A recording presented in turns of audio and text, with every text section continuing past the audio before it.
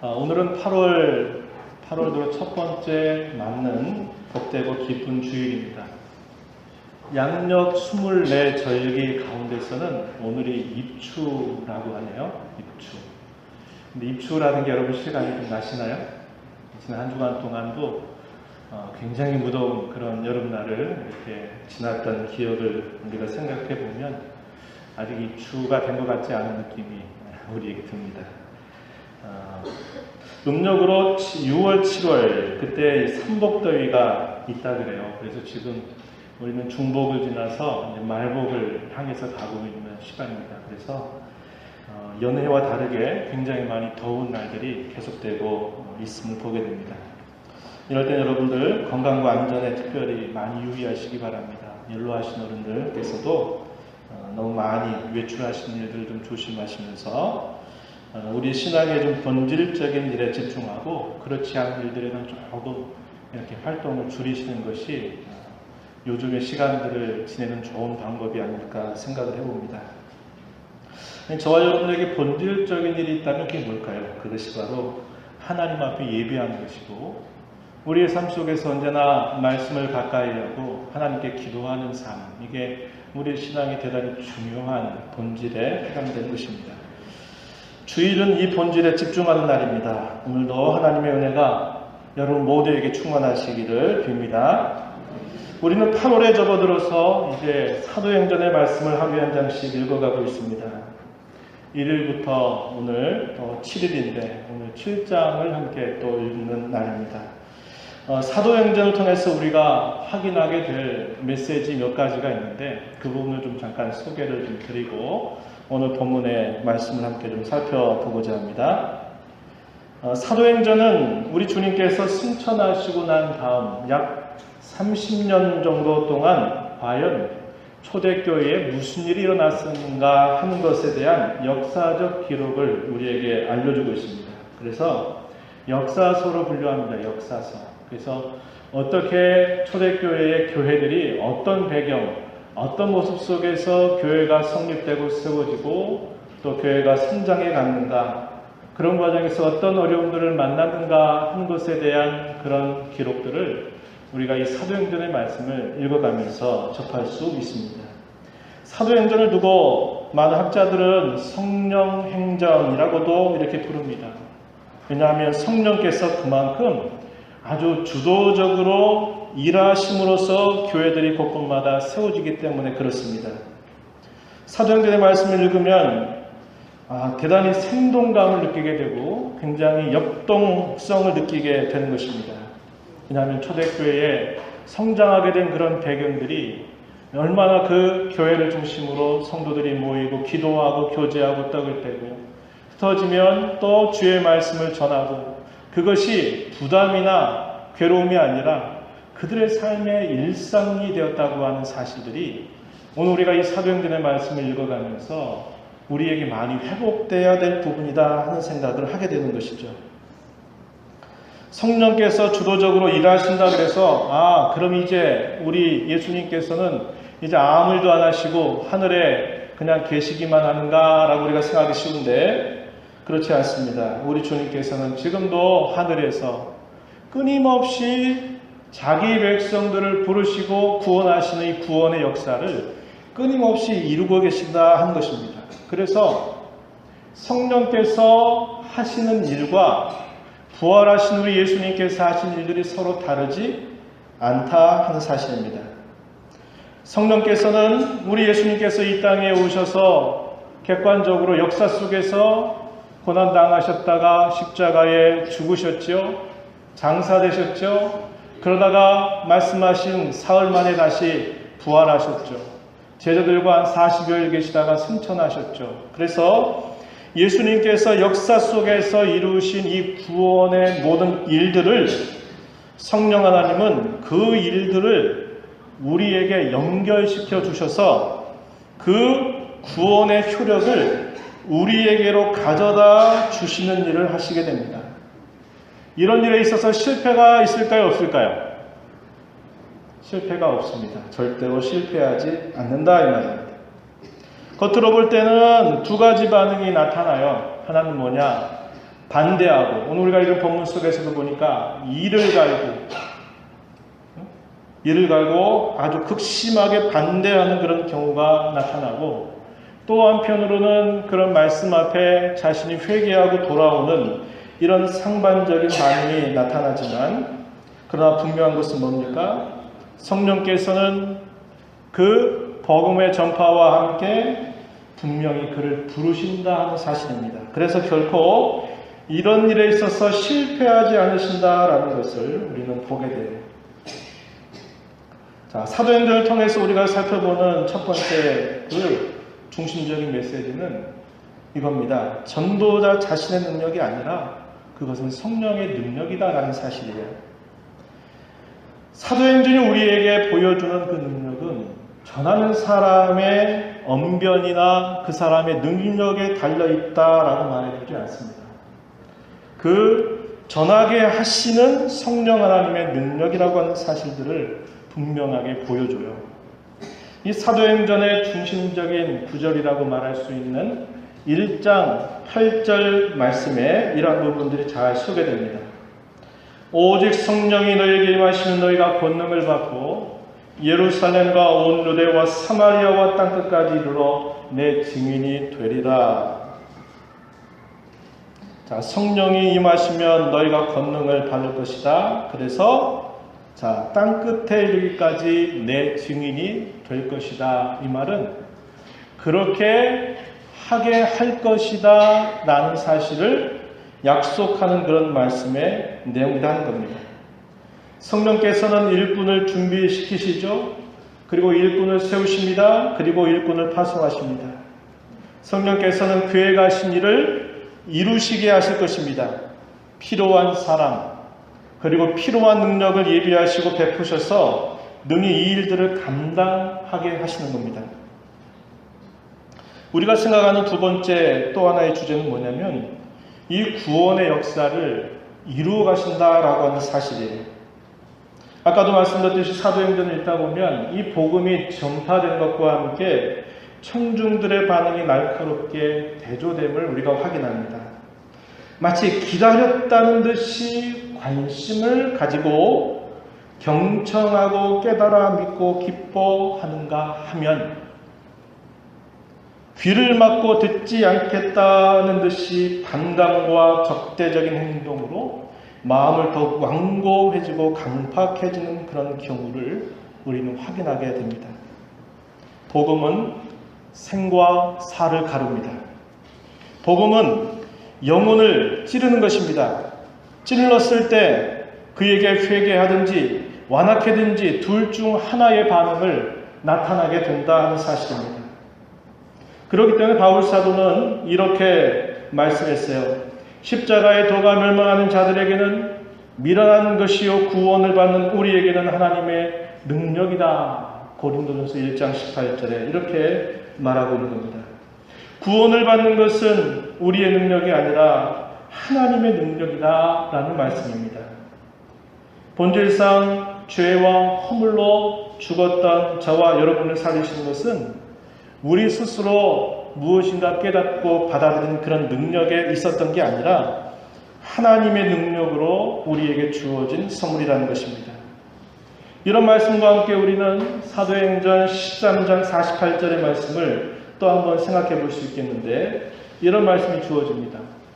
듣고 기뻐하여 하나님의 말씀을 찬송하며 영생을 주시기로 작정된 자는 다 믿더라.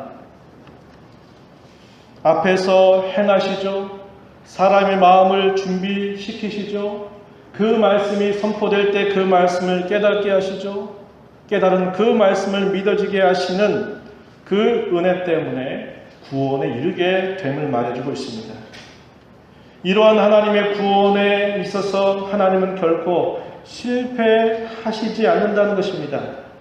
겉으로 보기에는 실패처럼 보이고 위축당한 것처럼 보이고 너무나 사람들이 쉽게 거절한 것처럼 이렇게 보인다 할지라도 하나님의 택하심과 부르심에는 후회하심이 없기 때문에 하나님은 반드시 실현하고 성취하시는 일들을 하신다 하는 것이죠.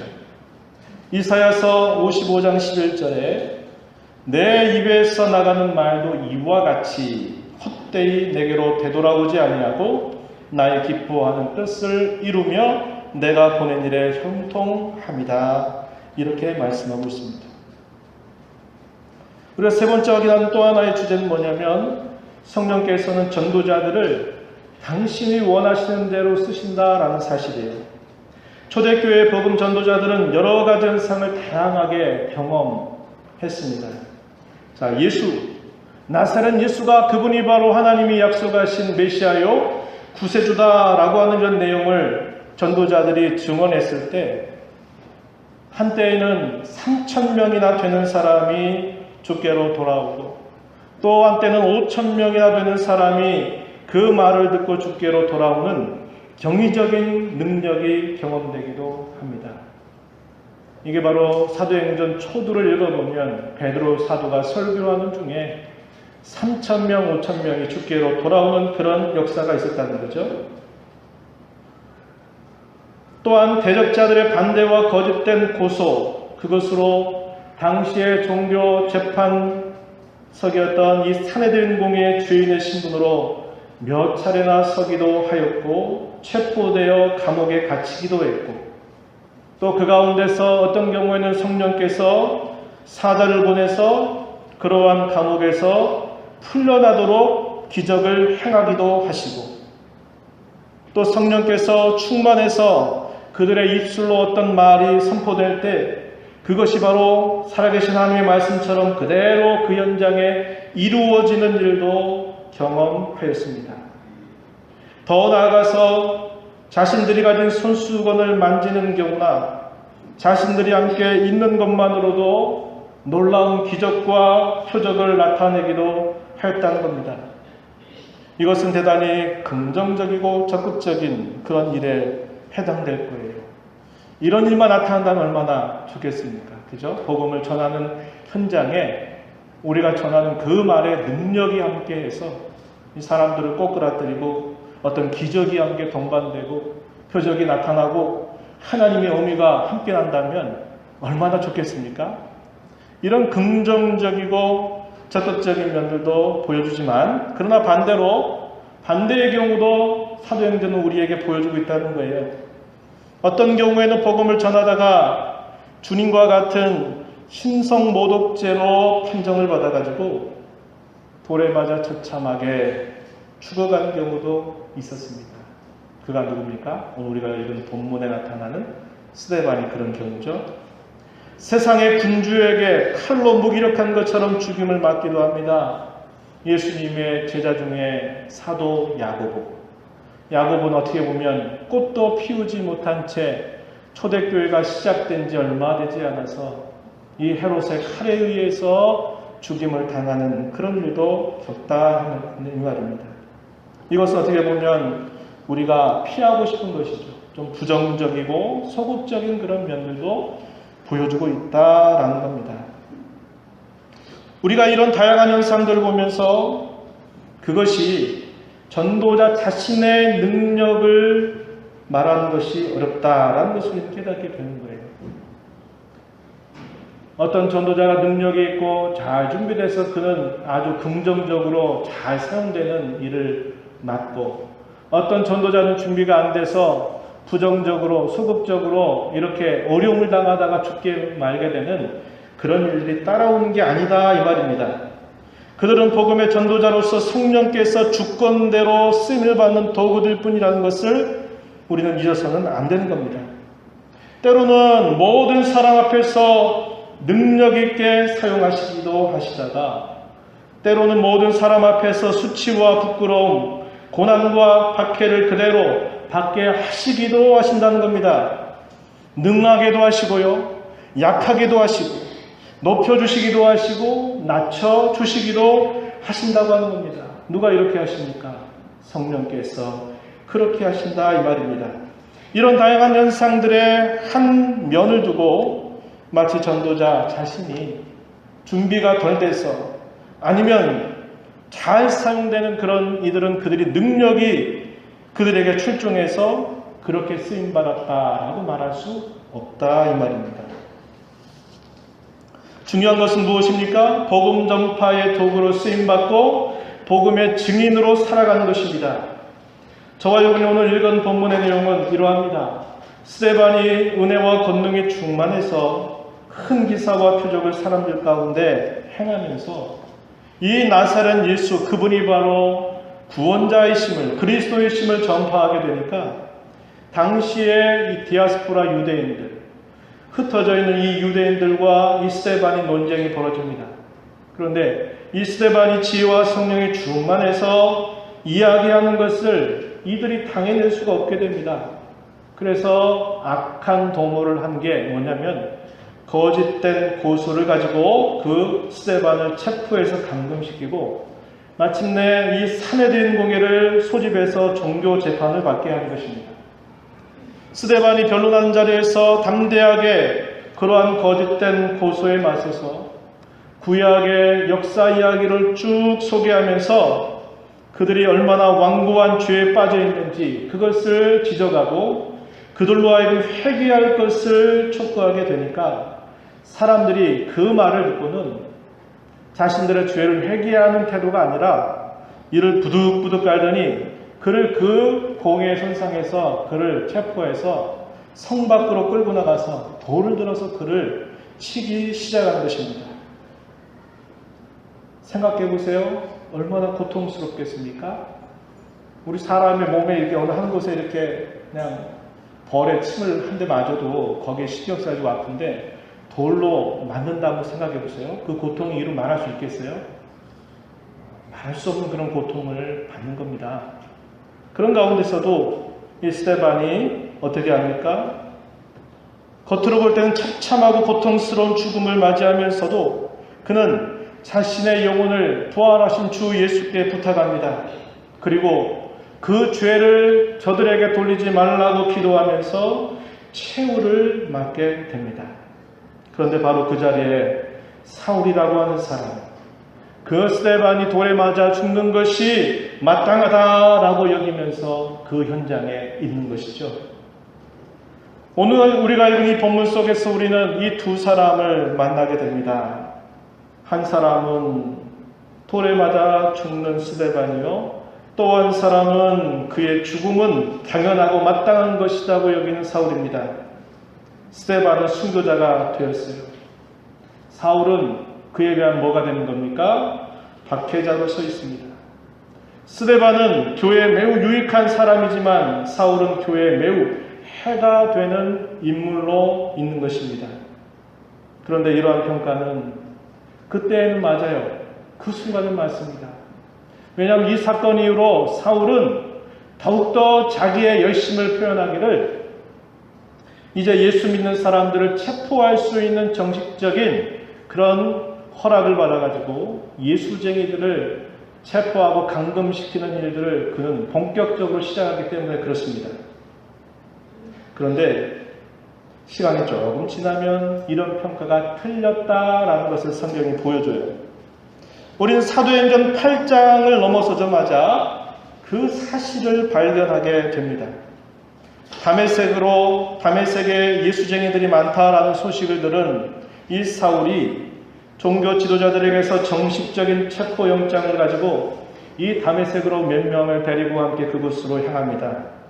그러다가 갑자기 해보다도 밝은 빛이 그를 비추자 그의 눈이 보이지 않게 되었고 다른 동행자들이 듣지 못하는 그만 듣는 어미로운 음성을 그가 듣게 되는데 그 음성이 누구의 음성입니까?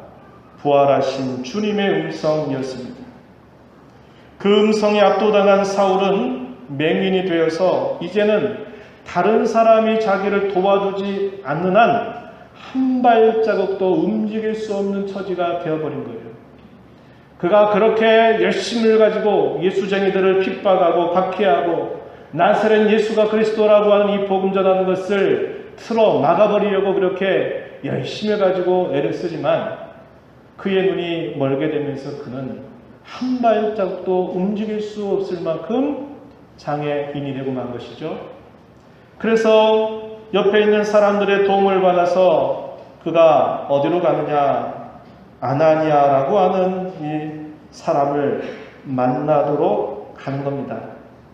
아나니아라고 하는 사람을 만나 기도를 받고 나서 비로소 그가 눈을 뜨게 되었는데, 그 눈을 뜨게 되면서 그가 보는 세상은 확 달라져 버린 세상이 되고 말았어요. 그는 새 사람이 된 것입니다. 그야말로 교회의 박해자였던 사울이 복음 전도자가 된 것입니다.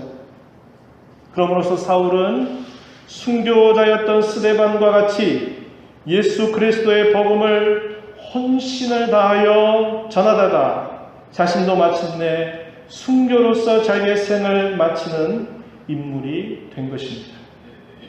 결국 박해자였던 사울이 순교자가 된 그런 이야기를 사도행전은 우리에게 보여주고 있다 이 말입니다. 사도행전 9장 15절과 16절 보면, 이 사람은 내 이름을 이방인과 임금들과 이스라엘 자손들에게 전하기 위하여 택한 나의 그릇이라. 그가 내 이름을 위하여 얼마나 고난을 받아야 할 것을 내가 그에게 보이리라. 이렇게 말씀해서 이 바울 사도가 이제 변화된 새로운 삶을 그가 살아가게 될 것을 이렇게 소개해주고 있습니다. 경이로운 사건이 아닐 수 없어요. 그것은 전적으로 성령의 권능이었던 겁니다. 이처럼 성령께서는 교회의 박해자까지도 필요하다면 불러서 복음 전도자로 사용하시기도 하는 것입니다. 여기에 놀라운 성령의 초대가 있는 것입니다. 저와 여러분 한번 생각해 보십시오. 과거 어떠한 상황에서, 어떤 형편에서 하나님께서 여러분 자신을 부르셨는지 한번 생각해 보시기 바랍니다. 혹 사울처럼 교회를 그렇게 박해하고 싫어하고 미워했던 자였는데 이렇게 부름받아 이 자리에 있지는 않습니까? 그 어떤 상황 속에 있었는지 상관없습니다. 하나님께서는 저와 여러분을 부르셨습니다.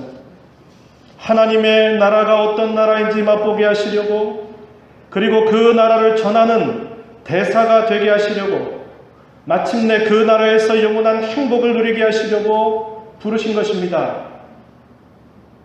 모든 사람들은 한 번 주어진 인생을 살아갑니다.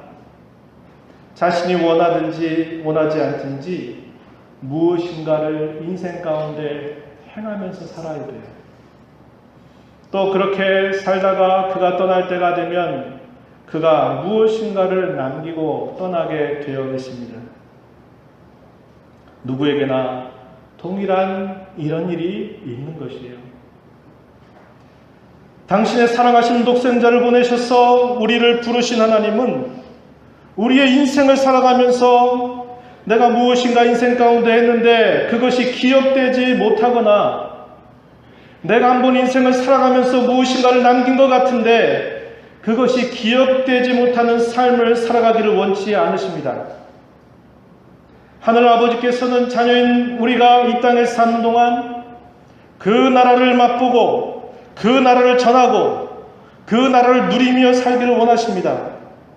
다르게 말하면 복음 전파의 도구로 쓰임받고 복음의 증인으로 살아가기를 원하신다는 말입니다.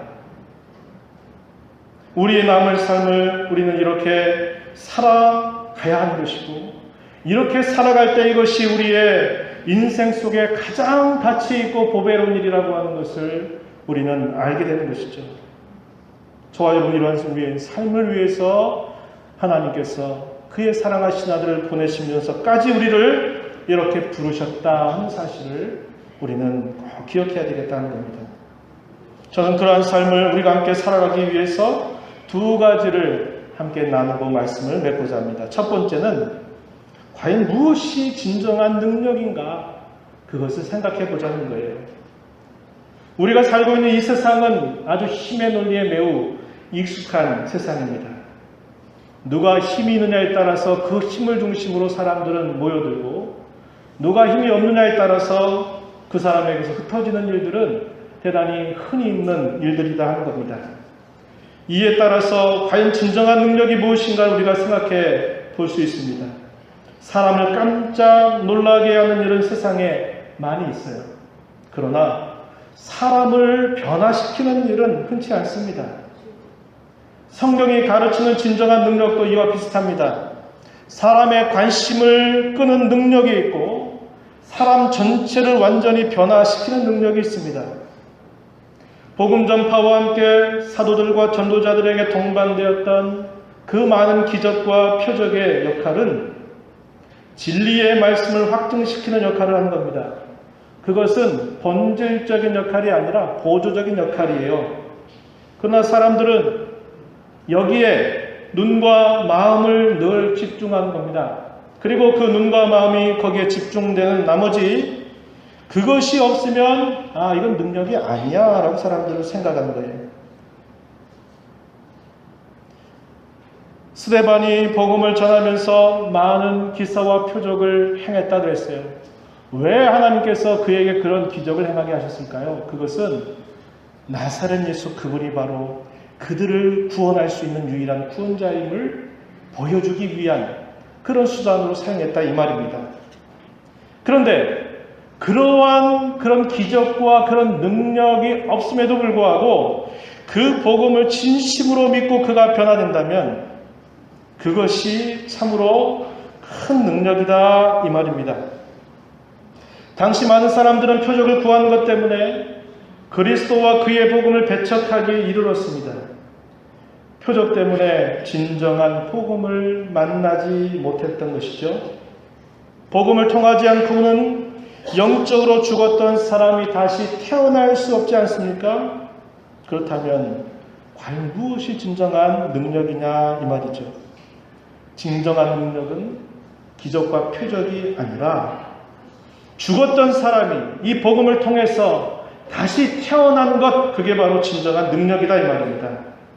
그저 사람을 놀라게 해서 관심을 끌게 하는 것이 능력이 아니고 그 사람의 근본을 완전히 통째로 다시 바꾸어서 살리게 하는 것, 이게 바로 진정한 능력이라고 하는 사실이에요. 이 능력이 어디에서 나타납니까? 이 복음에서 나타난다 이 말이에요. 그렇다면 이 자리에 함께 있는 저와 여러분은 이 복음의 능력을 체험한 사람들이기 때문에 오늘 이 예배 자리에 있는 것 아니겠습니까? 여러분, 이게 진정한 능력이에요. 이 사실을 우리가 꼭 기억해야 된다 이 말입니다. 두 번째는 모든 사람이 복음 전도의 대상임을 알고 우린 때를 얻든지 못 얻든지 이 복음을 전하는 일에 힘써야 한다 이 말입니다. 하나님께서 왜 이 복음 전파를 통해서 우리를 구원하십니까? 또한 왜 저와 여러분에게 이 복음을 전파하라고 명령하고 계실까요? 하나님께서는 이 복음과 상관없이 우리를 구원하시지 않기 때문이에요. 이 복음을 통해서 그분 자신의 능력과 지혜를 나타내시기 때문입니다.